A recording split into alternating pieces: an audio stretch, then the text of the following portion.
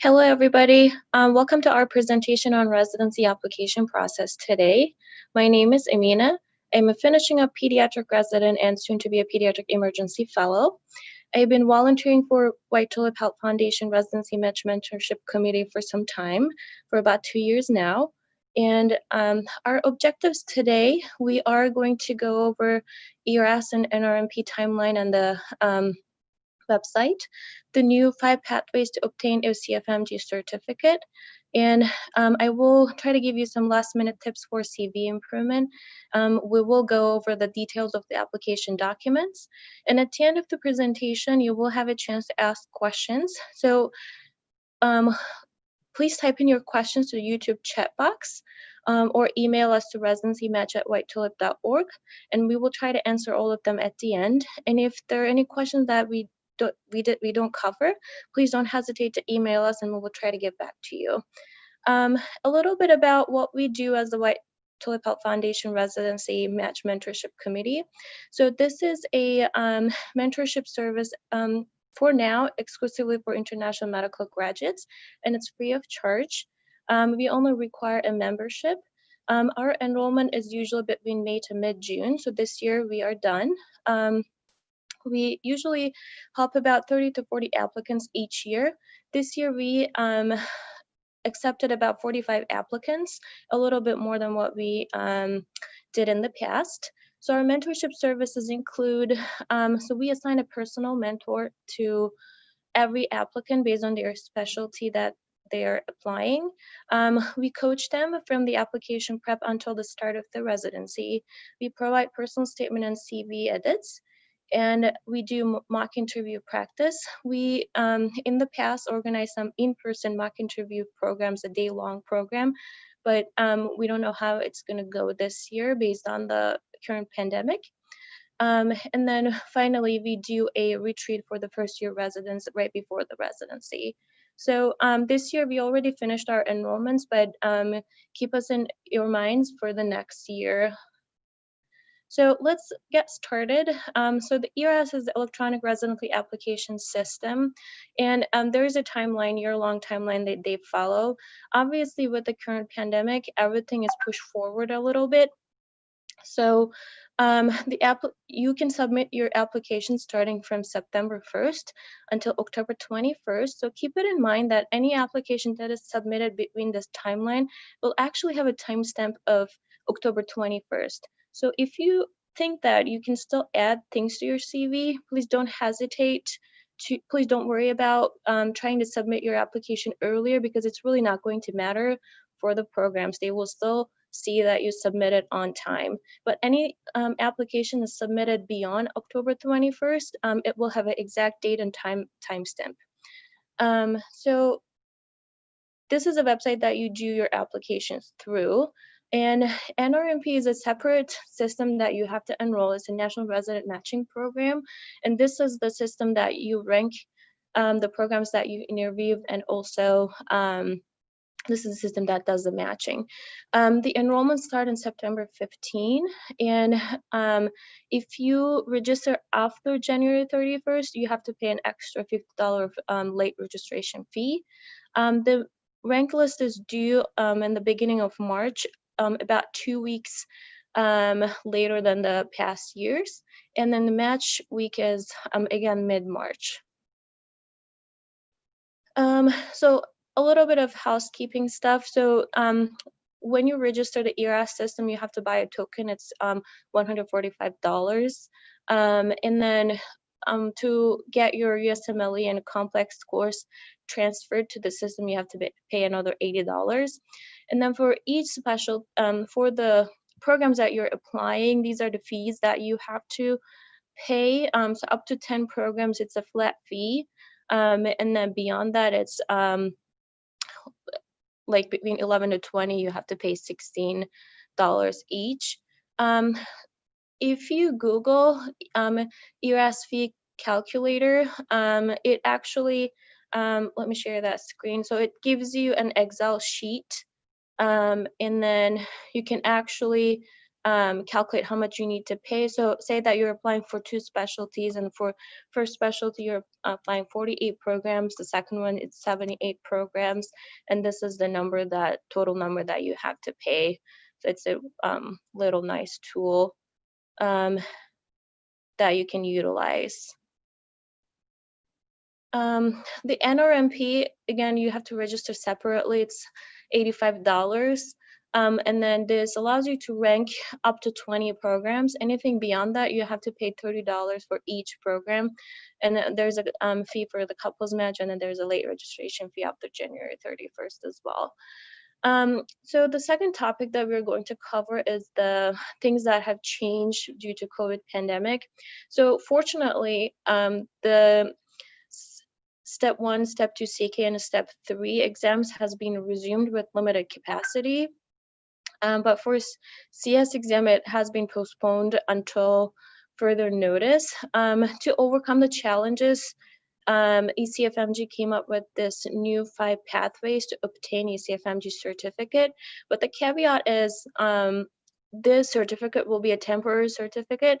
If you match this season and if you finish your first year of residency, the certificate will no longer expire. But if you don't match, or for some reason you don't finish your first year, then this certificate will expire and you will have to take the CS again. The eligibility criteria they announced is that have not already passed Step 2 CS, are not barred by ECFMG from pursuing certification for some reason, or are not barred by USMLE from taking a step or step component from August 1st to January 31st of 2021, have not failed the USMLE step or step component 2 or more times, and have taken or been registered for any USMLE step exam since January 1st of 2018. The website for submitting the documents is still under development, so we don't know what type of documents they will require yet. So just keep following the ECFMG website. So these are the 5 different pathways.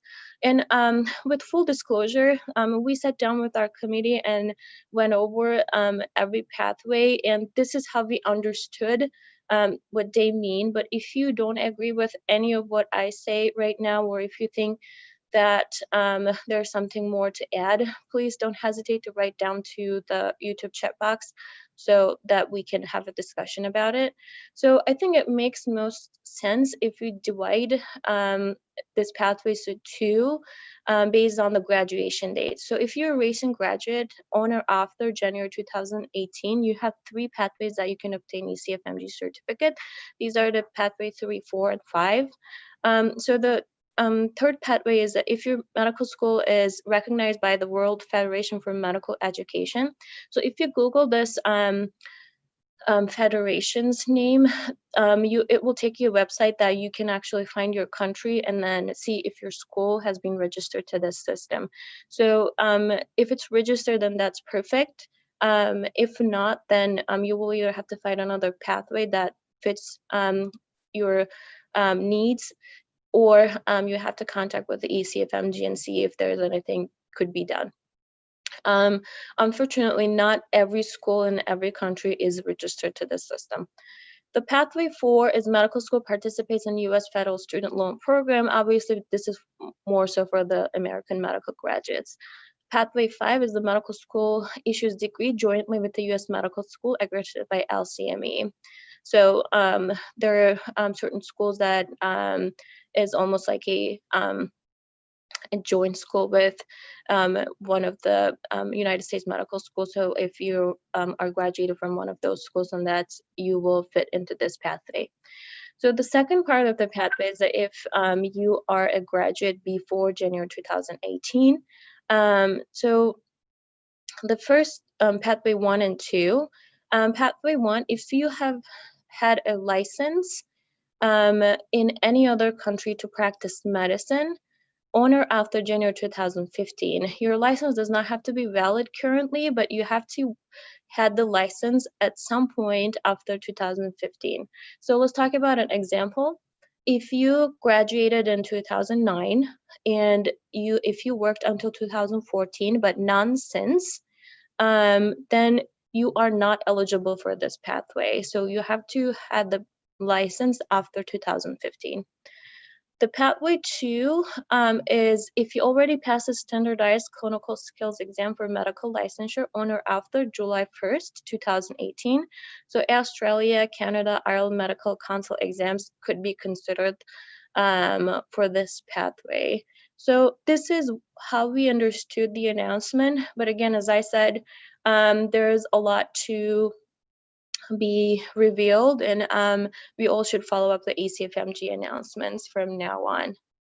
So this answers the clinical competency requirement for the clinical skills exam, but obviously there is an English language proficiency requirement as well. So this is what they wrote in the announcement. So every applicants who pursue one of the following pathways will be required to attain a satisfactory score on an English proficiency assessment. So what system that they are going to use is still not clear, but a lot of us in the leadership and in the residency programs are thinking that this could be a TOEFL, because recently the TOEFL exam could be taken just in your home, and you don't require a exam center. So it makes it very favorable, and it's already a standardized system. So this is what we've been hearing, but obviously there's nothing certain. So there will be 2 components to obtain a ECFMG certificate. One will be the English language proficiency, and then the second one is this 5 different pathways for the clinical competency. So our next topic is some tips for the CV improvement. So, I'm finishing up my 3rd year of PEDS residency, and we are already thinking that the upcoming interns, some of them may not start on time or may not even start at all if they are requiring an visa because of the pandemic and everything else going on. So it wouldn't be a surprise if there are open positions for the 1st year residents. So what I would potentially suggest, you can, if you have an ECFMG certificate already and if you have a valid visa status, you could actually email the programs that you can start anytime, obviously with your limits.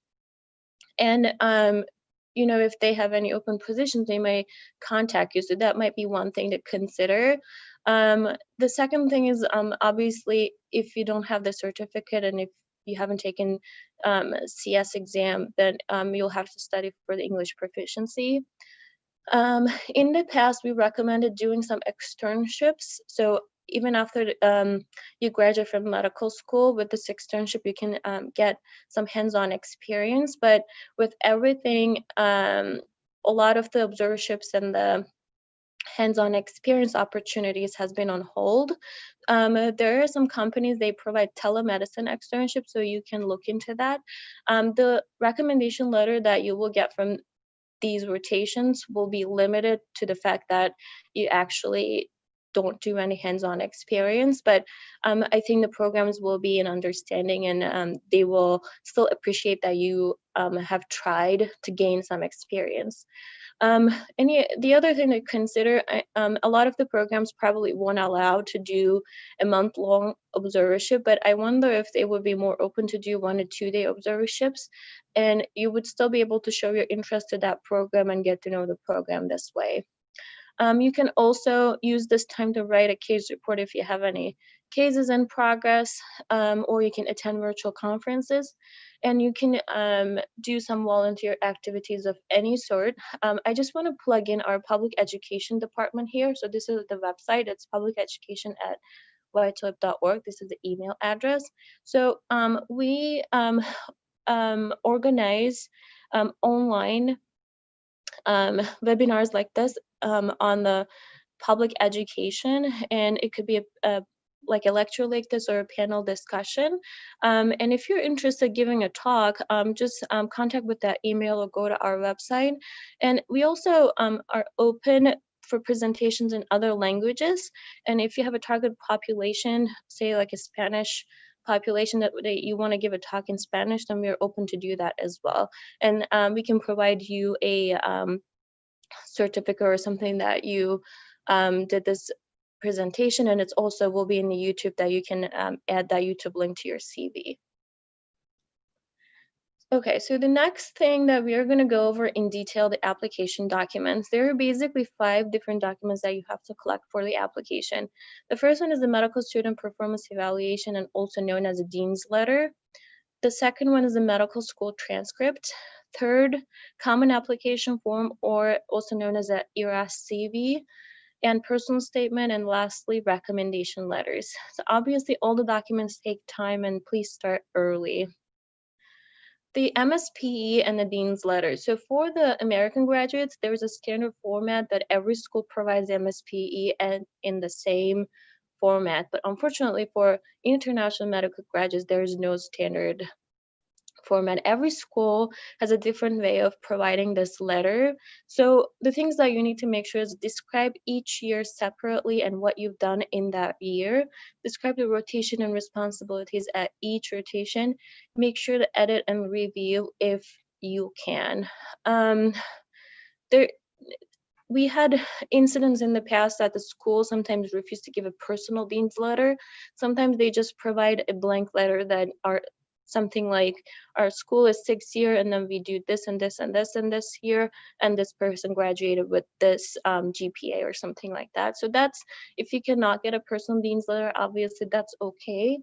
And if you cannot get the letter at all, so we've had applicants in the past that the school for some reason shut down and they could not obtain the letter, then in that case, ECFMG did an waiver after a lot of emailing back and forth. So, so try to ask this document even now, because you're not bounded with anything, and just try to get a personal as much as possible and describing everything in detail. The medical school transcript is usually has a standard format. The only thing that you need to make sure that there should be a section to describe what the grading system is, so that the reviewer understands what it means. Okay, so the next thing that we're going to talk about is the common application form, or the ERAS CV. So we will spend a little bit more time on this in detail.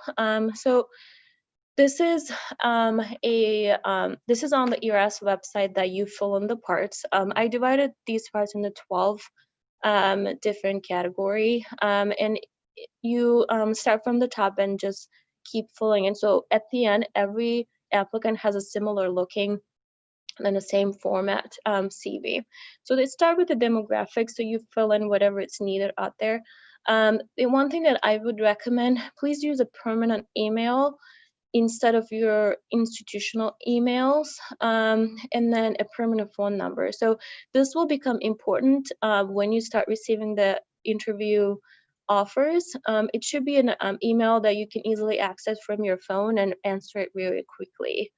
A lot of the times institutional emails that you have to log in a computer, and it takes time. The second part is that you enter your medical school and other education. It's the drop-down menu that you find your school and select basically. And if you have any other higher education, then you fill in that too. The third part is the membership and honorary professional societies. The first 2 lines, the Alpha Omega Alpha chapter and the Gold Humanism Honor Society chapter, is something that pre-selected. You either select, yes, I was a member, no, I did not have that chapter in my school. And the rest that you can add any specialty, society, or anything that you've been involved. I believe there is a limit to the amount that you can add. But if you're a member of any of the American Academy, say pediatrics, etc., you can add that. Or if you have been a member of the local hospital, city, or country societies, you can add, or any volunteer societies, you can add that as well.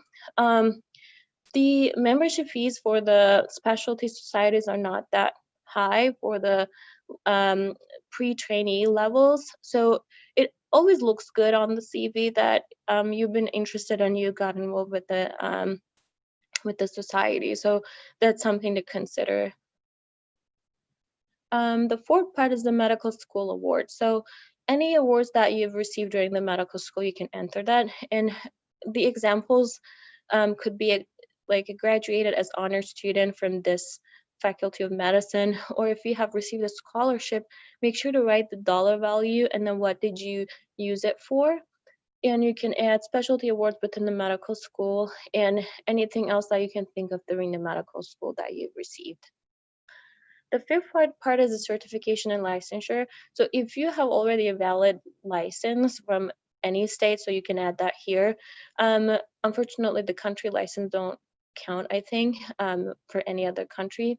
And you can also select the PALS, ACLS, or BLS certification. It's a drop down that if you have those certificates.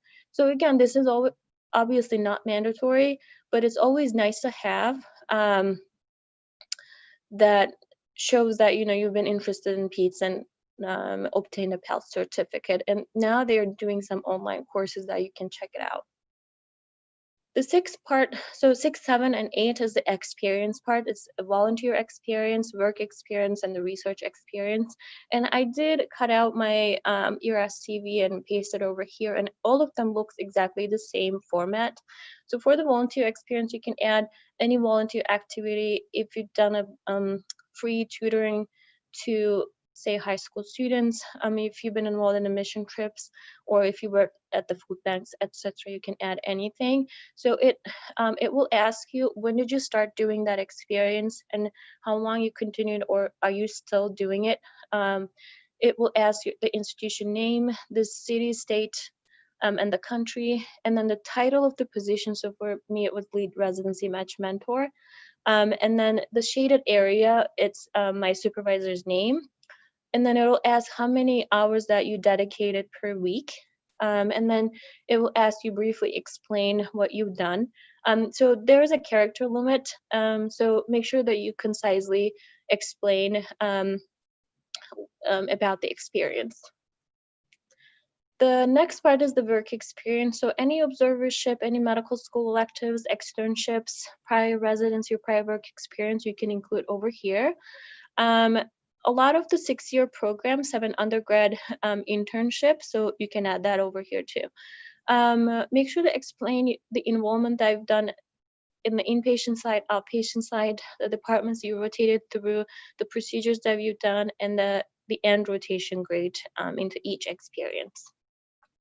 The next one is the research experience. So if you've been a research scholar, assistant, if you've done a postdoctoral fellowship, or if you've done a PhD, any research experience, any lab experience that you can add here.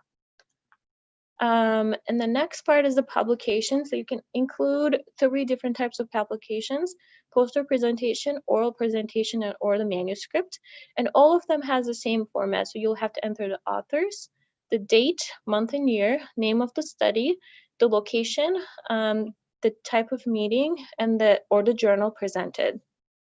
For oral presentation, any small group lectures or journal clubs that you've did as an oral presentation do count, so you can include those as well. For the manuscript, if you have any work in progress, but it hasn't been published yet, so you can still add those, and in the parentheses, you can say in progress, and you could just include them this way. The next part is the hobbies and interests. So I did, so it's essentially free text area that you can type in whatever you want. So you can either type in as a list format, or you can do a narrative. So I personally like the narratives because you can get more personal, but obviously you can say the same thing in 3 bullet points. So anything you put on your CV, you should be able to talk about it. So make sure, for sure you will get questions on anything that you put on your CV. So when you're adding to your hobbies and interests, that's always tricky, that if it is something that you haven't done for so long, for years, I suggest maybe you don't include it, or look it up and get it, get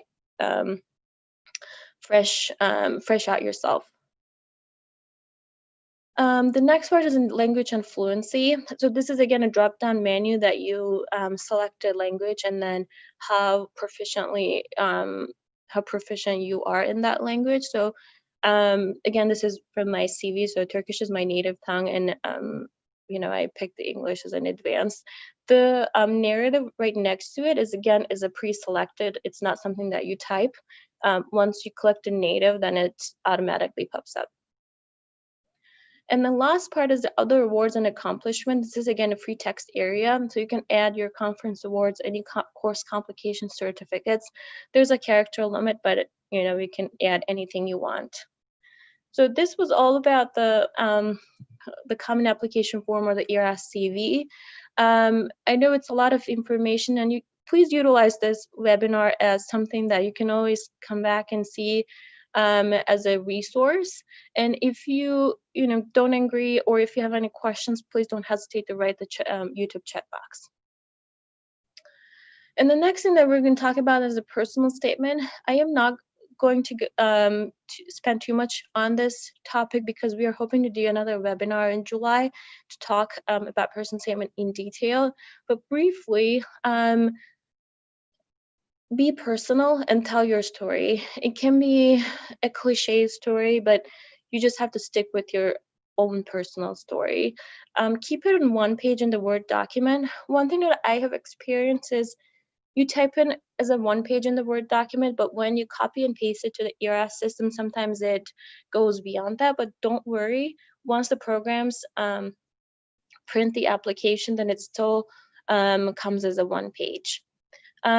This is your only chance to talk about things that are not in your CV. So I would suggest, instead of bragging about your CV, maybe talk things that are not on there. If you have any major gaps in your CV, then this is a time that you can utilize to explain why you had those gaps. For instance, if you had a medical problem, that you can talk about it if you feel comfortable. Have it reviewed multiple times, and there is no upper limit of reviews and edits for a personal statement. So until the last moment, have it reviewed as much as possible. And especially if you're an IMG and if English is not your primary language, then especially ask for native speakers. Professional edit for grammar. So you can either do a professional edit company, or even there are programs, like one example would be Grammarly. So make sure that you don't have any typos or grammar problems. So this seems like a minor issue, but it really speaks to your professionalism, and a lot of the programs value that. So make sure that you get it reviewed very last time for the grammar and typo. And then the other thing that you can do, program-specific personal statements, but so you can upload many personal statements into the system, but make sure to assign the right document. So that is tricky. Or if you're applying for 2 different specialties, so you make sure that you assign the right personal statement to the right program. And then the last piece of the documents is a recommendation letter. So the way that it works, either you can get the recommendation letter from the letter writer and upload it yourself, or you can have that person uploaded privately so that you don't get to see the letter. So a lot of the programs and anybody that is involved in the residency application and interview process recommend that you don't see the letter. This way, then it's more valid. So you just type in the person's name and email, and the system generates a link and then sends it to that person. And that person that needs to open that link, make an account, and upload the letter. So as you can imagine, this can take time. So letter writers may also ask your CV and personal statements, so try to have that ready before you ask. But if the time is not, if you don't have that much of time, then you can still ask for your letters. You are required to submit minimum 3 letters, but you can upload as many as possible letters to the system, and you can pick and choose which ones that you're going to assign to which programs. You can send maximum 4 letters to each program. If you have done a prior residency in any other country or in the United States, have at least 1 letter from that program, preferably the program director, so that it will talk about you as a resident. There's usually a debate between if the letter should be obtained from the rotations that are done in the United States versus home country for IMGs. So I think the best way to go is having it balanced. So I've listened from my program director a lot of times that, if you only submit letters that you've done, a month-long observerships, what are the chances that the person will, get to know you in detail? So if you think that you have really good attendings from your medical school and are willing to write you a letter, so I think those letters will be really good on your application as well. And then the other thing to keep in mind that it takes about 5 business days for ECFMG to process the letter after we upload. So when the time gets closer to the application deadline, this time limitation will be important. And then the next topic that we are going to talk about is the interview offers. So the interviews can come either through the ERAS system, ERAS scheduler, or it can come to your personal email. The ERAS scheduler is basically a scheduling system that you have to log in to your ERAS account and then select the offer, and then it'll take you a calendar and then the available spots. You can sign up to an available spot, or you can also sign up to a waiting list for another date and time. When the offer comes to your personal statement, it can come in 2 ways. One, it could be just, okay, these are the dates that are available, please pick 1 or 2, or that particular program can use a separate scheduling system that you have to log in to that system and then select it from the calendar.